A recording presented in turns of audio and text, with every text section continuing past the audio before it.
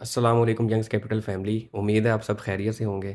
तो time waste किए बगैर शुरू करते हैं आज का पॉडकास्ट।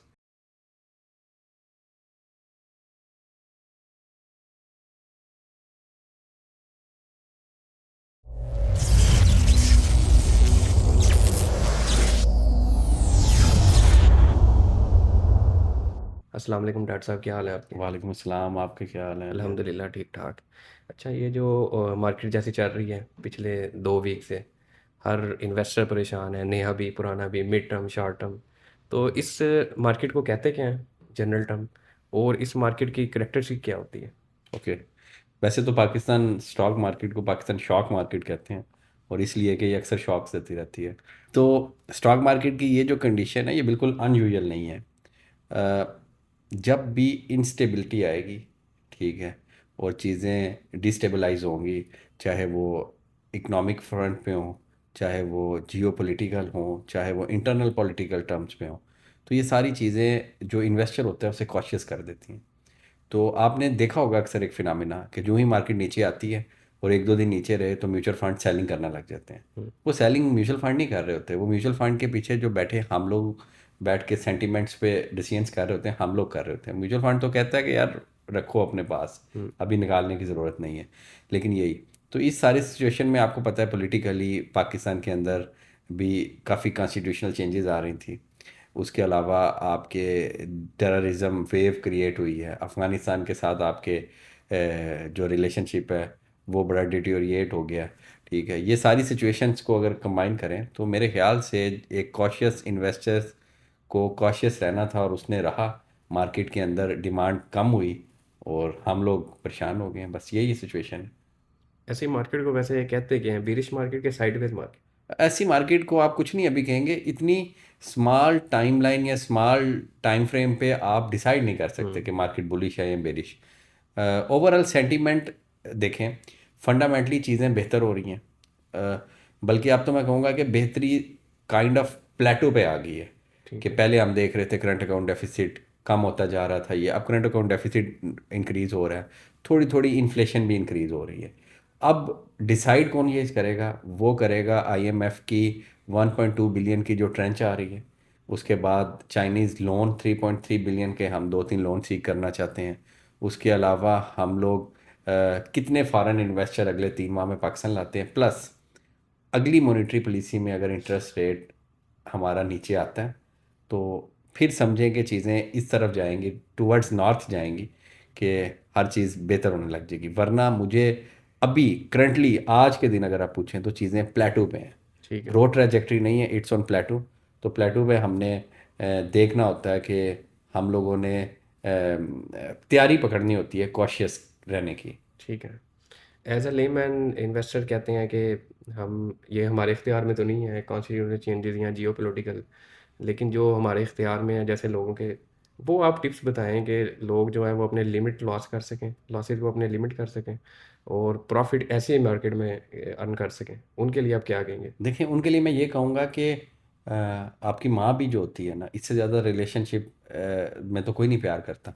तो वो भी हर रोज़ तो आपको खीर नहीं ना देगी, या हम्म। हर रोज़ देसी घी के पराठे तो नहीं मिलते। हम्म। तो स्टॉक मार्केट भी ऐसे ही है ना, स्टॉक मार्केट ने आपको हर रोज़ हर हफ्ते तो प्रॉफिट नहीं देना। कभी आपको प्रॉफिट देगी, कभी लॉस देगी, ये वो।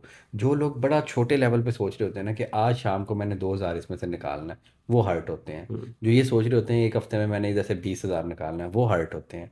जो सोचते हैं एक महीने में मैंने यहाँ से 2% निकालना है, वो हर्ट हो सकते हैं।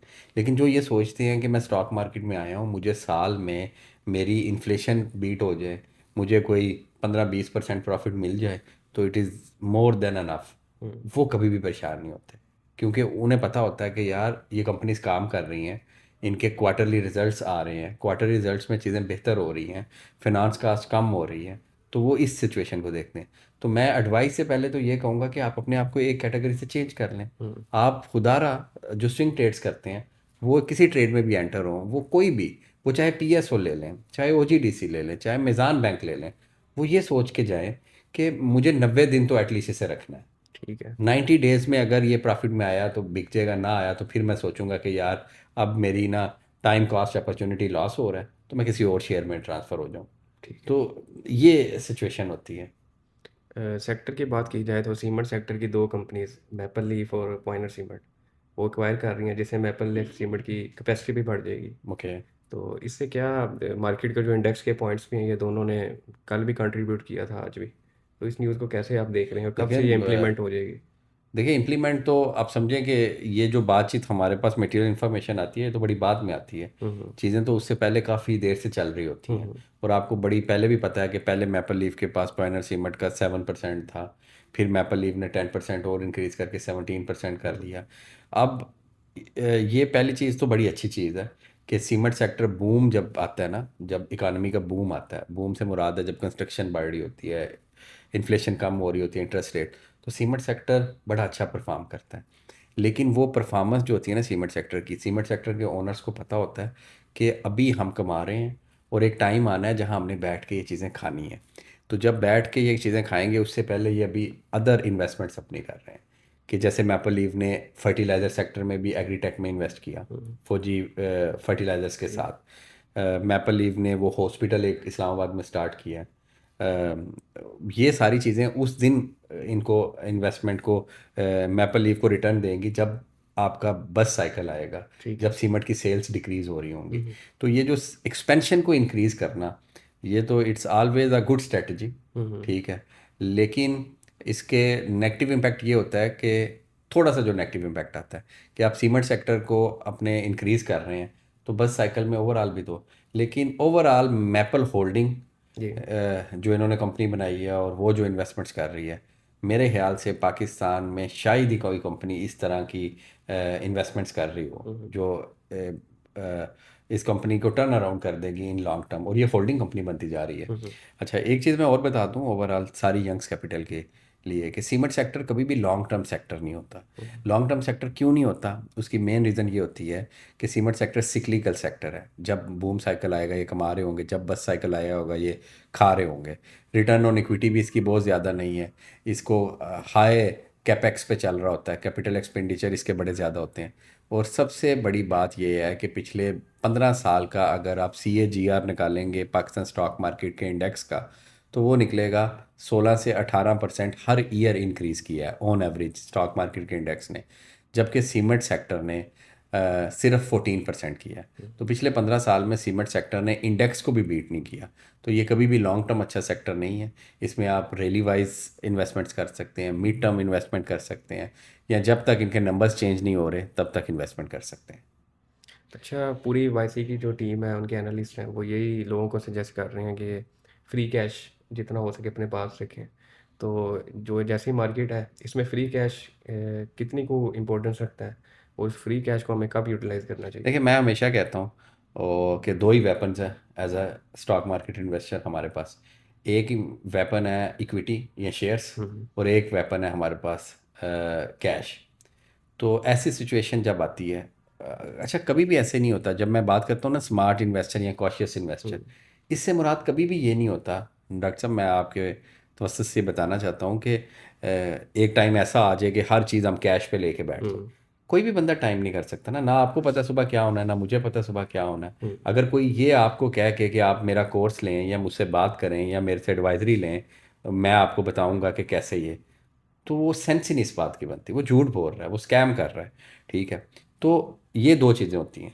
तो एज अ इन्वेस्टर आपने सिर्फ ये डिसाइड करना होता है कि इस टाइम मुझे इक्विटी में कितना रहना है और इस टाइम मुझे कैश में कितना रहना है। ठीक है। जो जो मार्केट थोड़ी सी प्लेटो पे जाएगी या नीचे की तरफ आएगी तो मेरी स्ट्रैटेजी होगी कि मैं कैश बढ़ाता जाऊंगा, शेयर्स बेचता जाऊंगा। जहां मैंने एक सोचा था कि PPL को मैं बेचूंगा 240 रुपये पे, तो फिर मैं PPL को 220 पे बेच दूंगा कि यार ठीक है मेरे पास कैश होगा, जब अपॉर्चुनिटी दोबारा आएगी मैं कोई चीज़ दोबारा नीचे से ले लूँगा। क्योंकि प्रॉफिट, जो जैसे बुजुर्ग कहते थे ना, प्रॉफिट बेचने में नहीं है, प्रॉफिट ख़रीदने में है कि हम्म। कितने अच्छे रेट पे आप ख़रीदते हैं। तो ये सिचुएशन है। तो ये दोनों जो वेपन्स हैं इसको कैसे आपने यूज़ करना है, ये है आपकी क्रक्स ऑफ द ट्रेडिंग।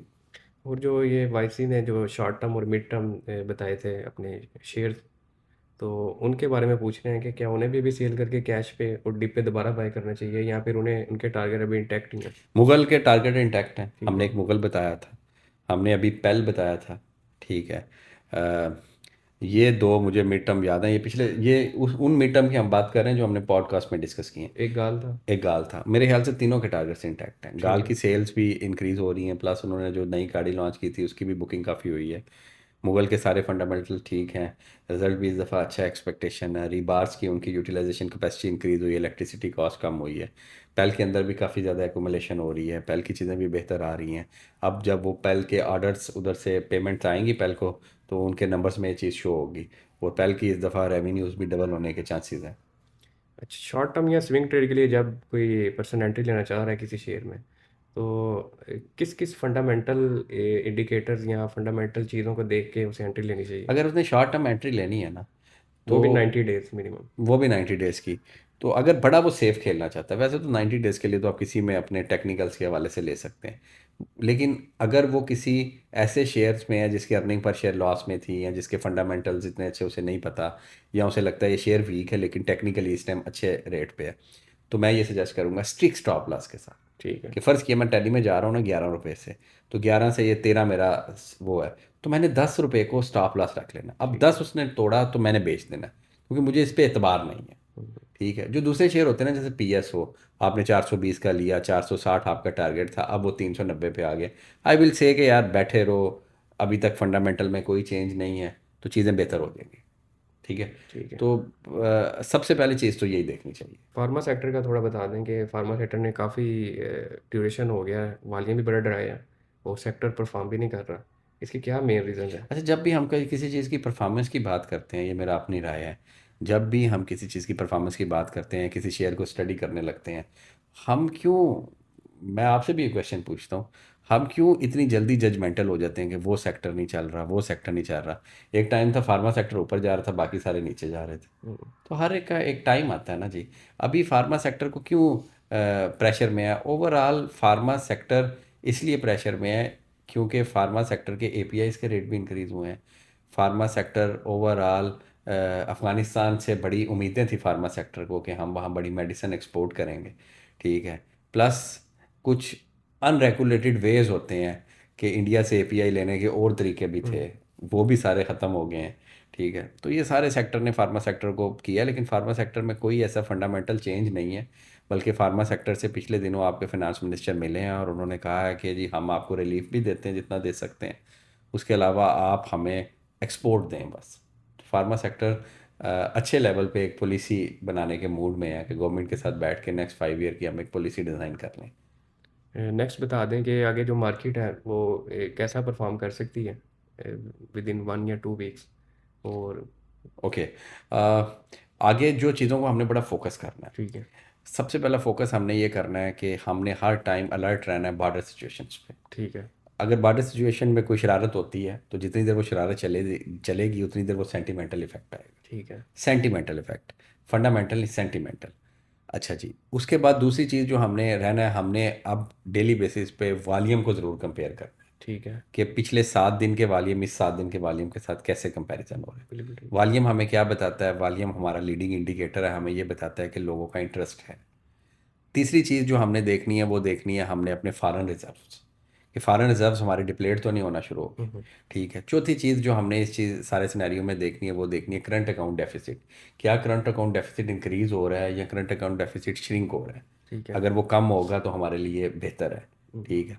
उसके बाद हमने देखना है IMF के साथ हमारी डील्स कैसे जा रही हैं, इंटरनेशनल जो हमारे क्रेडिटर्स हैं उनके साथ हमारा कैसा रिलेशन जा रहा है, वर्ल्ड में क्रूड ऑयल कैसा जा रहा है। मैंने आपको ये ओवरऑल क्रक्स बता दिया ठीक है। कि इन चीज़ों को आप लिख लें और हर वीक में जुम्मे के जुम्मे बैठ के ये करें।